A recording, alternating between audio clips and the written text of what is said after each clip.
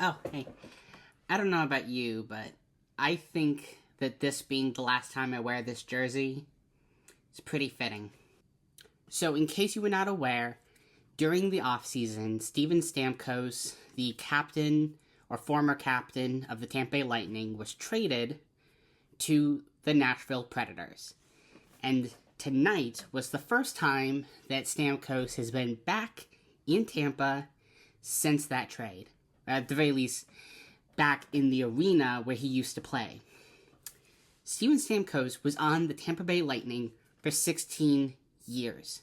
Now, not only is that a very long time for him as an individual player to be on the Tampa Bay Lightning, basically being the face of the Lightning for the vast majority of that time. I mean, he was picked first overall in the draft during the year that he entered the NHL, and it was by Tampa. Tampa knew they wanted him, and they snatched him up before anyone else could, and he has been a legend in Tampa. Not only for 16 years, but for over half of the existence of the Tampa Bay Lightning. The Tampa Bay Lightning, their inaugural season was the 1993 season. Okay, they haven't been around for that long, which makes them, having won 3 Stanley Cups, that much more significant. And these two at the very end here, yeah, they were both under Stamkos' leadership, on the ice leadership. I was devastated when he got traded. And I was concerned because he was one of 6 players at the time that was still on the Tampa Bay Lightning from when they won that cup. Okay? And he was integral to the Tampa Bay Lightning. Integral to their plays, integral to their power play, to just all around amazing, legendary player. And so this was emotional. This was very emotional. See the amount of time that I'm spending at the beginning of this run through of the game talking about Steven Stamkos, a player that's not even on the Tampa Bay Lightning anymore. Okay, he was, if not my favorite, one of my 3 favorite hockey players of all time. He was the face of the Tampa Bay Lightning, and I was emotional tonight. There was, during the first break of the game, they played a tribute to Stamkos. That's pretty much all that the announcers were talking about almost all night. Half of it was about the game, and 3/4 of it was about Steven Stamkos. And so, yeah, if it seems like this was pretty significant, even though it on paper was not that impressive of a game, that is why. Because Steven Stamkos, somebody who will forever has forever cemented his legacy on the Tampa Bay Lightning. It doesn't matter where he goes from here. He will always be an integral part of the history of the Tampa Bay Lightning. And who knows, maybe he'll be like a McDonough and he'll come back. I'm not going to count the days until he comes back, but maybe. Anyways, period 1. We're finally going to talk about the game, right? So, period 1 was pretty slow for the first half.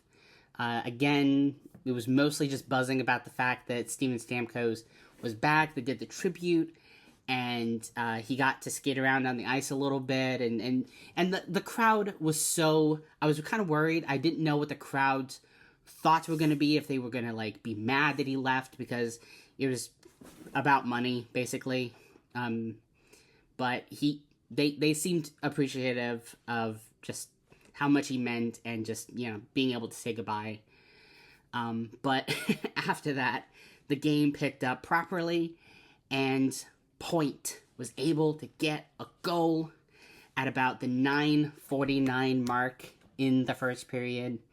And, okay, cool. Tampa was ahead. Now, I'm going to say right now, Nashville has been pretty suck ass all season so far. They've finally in the last couple of games been able to get some W's, but at the very beginning of the season, they were doing horribly. If Tampa had lost to Nashville tonight, it would have reflected really bad on Tampa. Really bad on Tampa. And they probably would have gone down in the power rankings. They still might, just because of the fact that it had to go to overtime. They couldn't go in and win it in regulation. But at the time, I was like, okay, 0-1, cool. About 7 minutes later, Cirelli, who we don't talk about enough, but is very vital to the gameplay of Tampa. He manages to get the puck from Stamkos, who all night was trying to get a goal. He has not gotten a goal so far this season, and he was trying to get his first goal tonight. And so Cirelli manages to get the puck from Stamkos as he's trying to get into a position to fire off the puck. He goes across the ice. He's skating, and Forsberg of Nashville grabs his arm to stop him from getting what probably was going to end up being a goal. And obviously that's a penalty. You can't just grab another player, but hey, I think Nashville was like, just make sure they don't get another goal. That was the main objective of that, and it worked. It stopped the momentum, obviously. It stopped a goal, a potential goal. And so Cirelli was kind of robbed of getting a goal, but that's okay. Because 2 minutes later, almost 30 seconds away from going into the first intermission, Chaffee manages to break through the crowd at about mid-ice, and he skates. He's like bobbing and weaving through the Preds, and he manages to chip it over Saros's shoulder into the goal, and we get a 0-2 going into the first intermission. And okay, cool. At this point, it was still a shutout. I was pretty like, okay, all right, but we're not going off crazy, right? I mean, obviously, the Preds are going to try to get Stamkos a W tonight, a goal tonight. Like, they're trying. I think Stamkos, honestly, was so energized tonight. Based on, like, his record so far this season, he's not been super impressive on the ice. But I think tonight he was trying to sort of prove to Tampa what they lost by trading him. And so he was really trying tonight, and it almost worked on a couple occasions. Period 2. About 2.5 minutes in, Kucherov manages to get a puck right there at the blue line. He goes in, and there's a back and forth, and the net is wide open. Saros is all the way on one side, all the way on the left side of the net. Kucherov is over on the right, and he gets an easy goal, and the game becomes 0. Wait, it gets challenged. Cool. So they review the footage because, according to Nashville, it is an offside, and they don't declare it until there's a goal. Cool. So reviewing the footage, and it's sort of an inverse of the other night when Tampa called that there was an offside and a goal was made from an offside, because this one is substantiated. It looks close.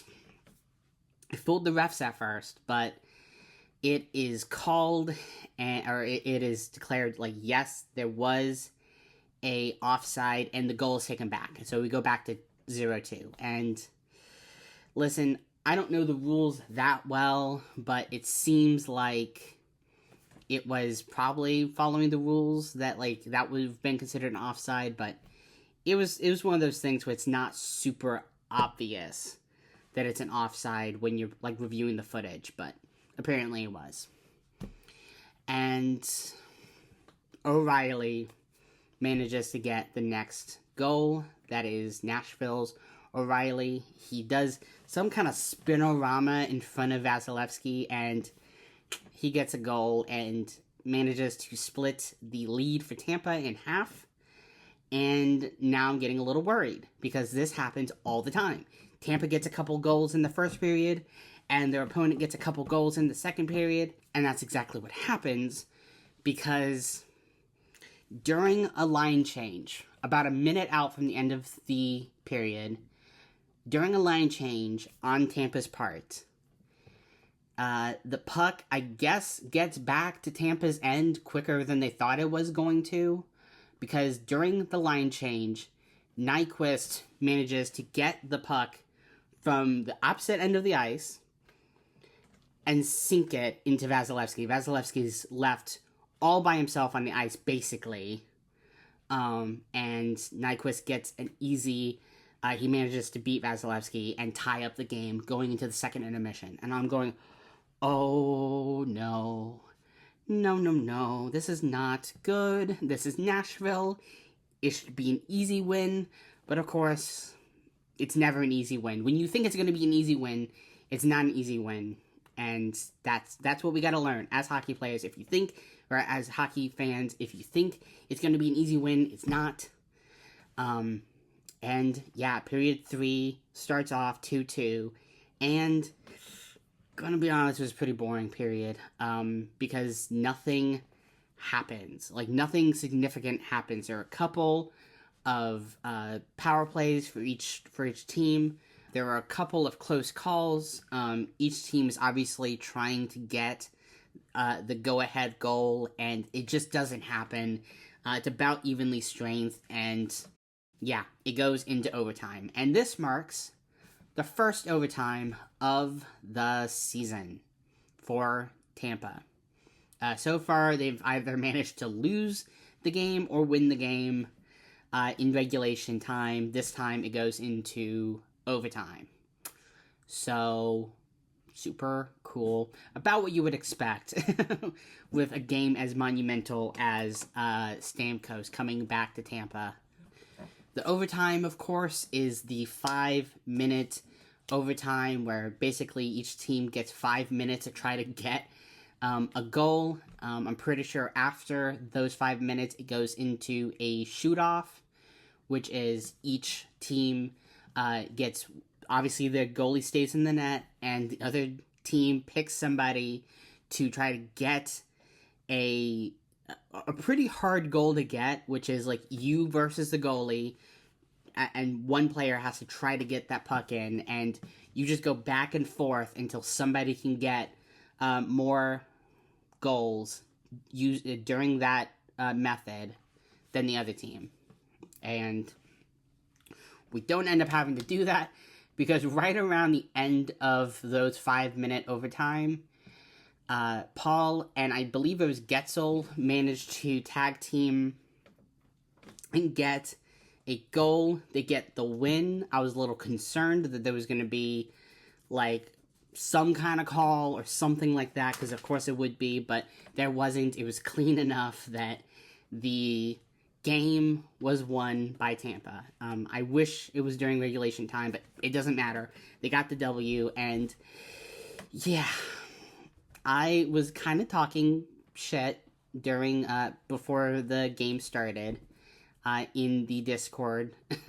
I was kind of going like, hey, well, you know, I miss Stamkos, his really good tribute, now kick his ass. And it was a pretty good night, all things considered, for Stamkos. He didn't get a goal, but he got 2 assists on the 2 goals by Nashville. He was a part of both of them, which, fun fact, tripled his points so far for the season, because he only had 1 point before that.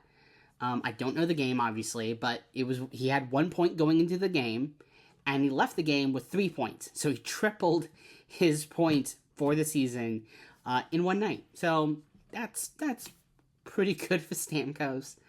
And yeah, it was a pretty good night for Tampa, all things considered. They're still maintaining their win streak of 2, I think. I think I was actually just then thinking of Nashville. But Nashville's win streak ends tonight. They get 1 point for the season, but it doesn't matter. They are going to get hammered for losing tonight. Even though Tampa has been really good this season. And I'm actually kind of surprised with how well Tampa's been able to fill the vacancy that Stamkos has left. And yeah, tonight is probably going to be the last time that I wear this jersey. I have another home jersey coming in. I think it's supposed to get here any day now. I think the latest date is supposed to be the 1st of November, which there are no home games between now and November 1st. So this might be the last time I wear this jersey. And I'm going to have a brand new jersey to wear. I'm going to show it off. I'm going to clean this jersey, wash it, and hang it up. And, obviously I'm going to keep the jersey. I'm going to keep every Stamkos jersey that I have. But out of loyalty to the team, it doesn't seem right to continue to wear this jersey. But I'm glad that I was able to wear it tonight to celebrate what is a very emotional night, having Stamkos back in the building. And yeah, I think there's another game coming up in the next couple of weeks against Nashville. But I think this is probably only going to be 2 games against Nashville this year. And, we'll see what the future holds for Stamkos.